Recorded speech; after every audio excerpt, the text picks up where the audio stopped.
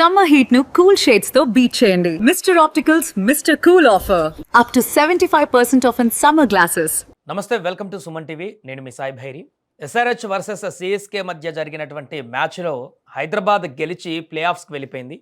CSK పూర్తిగా ఎలిమినేషన్కి దగ్గరలో మారినటువంటి పరిస్థితి. హోమ్ గ్రౌండ్లో సిఎస్కే పైన భారీ ఆధిపత్యాన్ని చూపించి ఎస్ఆర్హెచ్ మరొకసారి తన విధ్వంసకరమైనటువంటి ఆటను చూపించింది.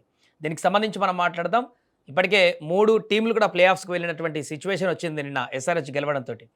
మనతో పాటు స్పోర్ట్స్ అనలిస్ట్ సిహెచ్ వెంకటేష్ గారు ఉన్నారు. సార్ నమస్తే. సార్ నమస్తే సార్. సార్, ఎస్ఆర్హెచ్ నిన్న గెలవడము ఎస్ఆర్హెచ్కే కాదు జీటీకి కూడా ప్లస్ పాయింట్ అయినట్టుగా కనిపించింది. At a time 2 teams qualify అయిపోయాయి నిన్న. మొత్తం 3 టీములు ఇప్పుడు అఫీషియల్గా క్వాలిఫై అయినటువంటి టేబుల్లో మనకు కనిపిస్తున్నాయి. సో నిన్న మ్యాచ్లో ఎస్ఆర్హెచ్ గెలవడం పట్ల ఏం చెప్పొచ్చు, ఎక్కడ అడ్వాంటేజ్ మారిందని చెప్పొచ్చు ఎస్ఆర్హెచ్కి? నన్ను అడిగితే నిన్నటి మ్యాచ్ ఎస్ఆర్హెచ్కి ఈ సీజన్లోనే one of the best wins అని చెప్పాలి. ఎందుకంటే ఎస్ఆర్హెచ్ మీద ఒక విమర్శ ఉంది. ఏంటంటే వీళ్ళు ఫ్లాట్ వికెట్స్ మీద ఆడతారు, స్లో పిచెస్ మీద ఆడలేరు, చేజ్ చేయలేరు. ఎక్కువగా గెలిచిన మ్యాచ్లు అన్నీ కూడా మీరు ఫస్ట్ బ్యాటింగ్ చేస్తూనే గెలుస్తారు.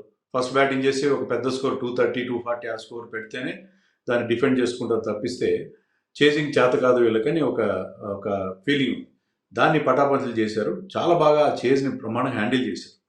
స్లో వికెట్ మీద రెస్పాన్సిబుల్గా ఆడడం, ఒక matured knock from Ishan Kishan and Klaasen ఆడిన innings. That was the real clincher actually. Klaasen అంత అద్భుతమైన ఇన్నింగ్స్ ఆడాడు. ముఖ్యంగా స్పిన్నర్స్ పై చేయిగా ఉన్నప్పుడు స్పిన్నర్స్ మీద అతను చేసిన ఎదురుదాడి, ఆ counter attack, that one the match for SRH అని చెప్పాలి. అలాగే ప్యాట్ కమిన్స్ కూడా అద్భుతమైన బౌలింగ్ పర్ఫార్మెన్స్.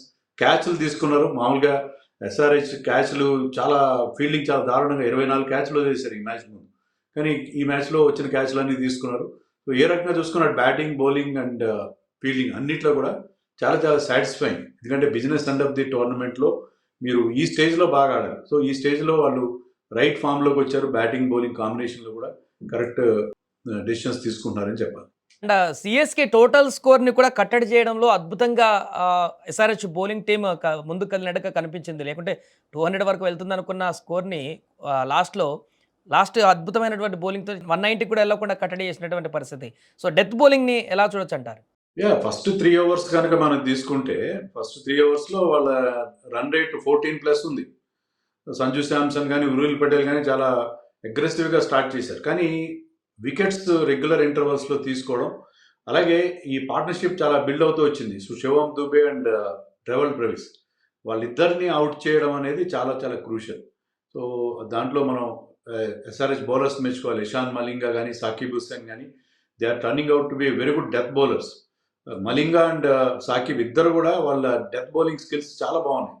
ఆ పిచ్ మీద మీకు పేస్ ఆన్ డెలివరీస్ చేస్తే మీకు రన్స్ పోతాయి. అలా కాకుండా చేంజ్ ఆఫ్ పేస్ కనుక యూజ్ చేసుకుంటే చాలా మంచి ఫలితాలు వస్తాయి. దాన్ని చాలా చక్కగా యూజ్ చేస్తుంది. ఇద్దరు కూడా చేంజ్ ఆఫ్ పేస్ విషయంలో వేరియేషన్స్ ఇన్ పేస్ దాంట్లో చాలా బాగా వాళ్ళు పర్ఫామ్ చేశారు. అందుకనే మీరు అన్నట్టుగా లాస్ట్లో ఒక దశలో 200 దాటుతుంది అని అనిపించిన టీంని వాళ్ళు 180కి కట్టడి చేయలేరు. అలాగే ముఖ్యంగా సిఎస్కే ఓటమికి ప్రధాన కారణం అంటే ఏం చెప్పొచ్చు అంటారు? మనం ఆల్రెడీ నిన్న మాట్లాడుకున్నట్టుగా సంజు ఎప్పుడైతే భారీ స్కోర్ సాధించట్లేదో అప్పుడు ఆటోమేటిక్గా ఓడిపోతుంది. సంజు భారీ హిట్ చేస్తే ఖచ్చితంగా గెలిచేటువంటి పరిస్థితి. నిన్న కూడా అదే రొటీన్గా మనకు కనిపించింది. ఎందుకంటే సంజు వికెట్ ఎప్పుడైతే ప్యాట్ కమిన్స్ తీశాడో, సంజు ఫస్ట్ ఓవర్లోనే నితీష్ కుమార్ రెడ్డి మీద 4 సిక్సర్లు కొట్టాడు. సెకండ్ ఓవర్లో కూడా అదే చాలా అగ్రెసివ్ ఇంటెంట్తో స్టార్ట్ చేశాడు. 200+ స్ట్రైక్ రేట్తో 27 రన్స్ తీశాడు. ఆ స్టేజ్లో కెప్టెన్ తానే స్వయంగా బౌలింగ్ వచ్చి ఆ బ్రేక్ త్రూ ఇవ్వడం, that is an very very important break through. మీరు అన్నట్టుగా సంజు కనుక ఉంటే అతను మ్యాచ్ విన్నర్గా మారే అవకాశం ఉండేది. సో సంజుని అవుట్ చేయడం, పవర్ ప్లేలో వాళ్ళకి రావాల్సిన ఆ అగ్రెషన్, ఆ మూమెంట్ రాకుండా చూడడం అనేది ప్యాట్ కమిన్స్ రుతురాజ్ని అవుట్ చేశాడు, కార్తిక్ శర్మను అవుట్ చేశాడు. మళ్ళీ చాలా చాలా ఎఫెక్టివ్ బౌలింగ్ అతని నుంచి మనం చూస్తాం. కీలకమైన వికెట్స్ కెప్టెన్ స్వయంగా తీయడం. సో ఇన్ఎక్స్పీరియన్స్ బౌలింగ్ అటాక్ ఉంది అక్కడ. ఎవరికి కూడా ఎక్స్పీరియన్స్ లేదు, ఇంక్లూడింగ్ మలింగా. అందరూ కూడా they are new to international or competitive cricket.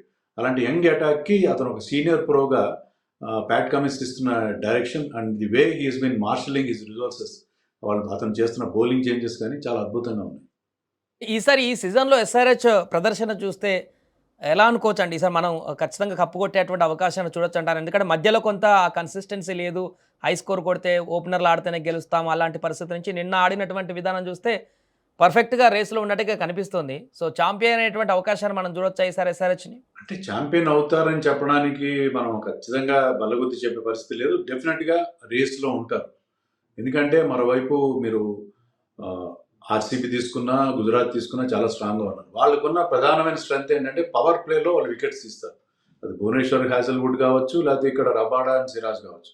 ఎస్ఆర్‌హెచ్‌కున్న problem ఏంటంటే బౌలింగ్ బాగుంది కానీ పవర్ ప్లేలో మీకు కంటిన్యూయస్‌గా వికెట్స్ ఇచ్చే గన్ బౌలర్స్ లేరు. సో పవర్ ప్లే బౌలర్స్ ఒక్కరిని మిస్ అవుతున్నారు. మిగతా అన్ని ఫేజెస్‌లో బాగా బౌలింగ్ చేస్తున్నారు. ప్యాట్ కమిన్స్ కూడా నిన్న వికెట్లు తీసే కానీ power play is not a power play specialist. So అదొక్క లోపం నాకు అనిపిస్తుంది. కానీ మీరు అన్నట్టుగా they are not dependent on Travis షేక్. ఓపెనర్ల మీద డిపెండ్ కావట్లేదు. నిన్నటి మ్యాచ్‌లో ఇషాన్ కిషన్ ఒక మెచ్యూర్డ్ ఇన్నింగ్స్ ఆడాడు. ఈ వరల్డ్ కప్‌లో అలాగే ఆడాడు. ఈ ఐపీఎల్‌లో కూడా అతని నుంచి చాలా ఇంపార్టెంట్ ఇన్నింగ్స్ చూసాం. సో అతను చాలా చాలా చివరి దాకా ఆల్మోస్ట్ నిలబడి ఆ చేజ్‌ని కంప్లీట్ చేయడం.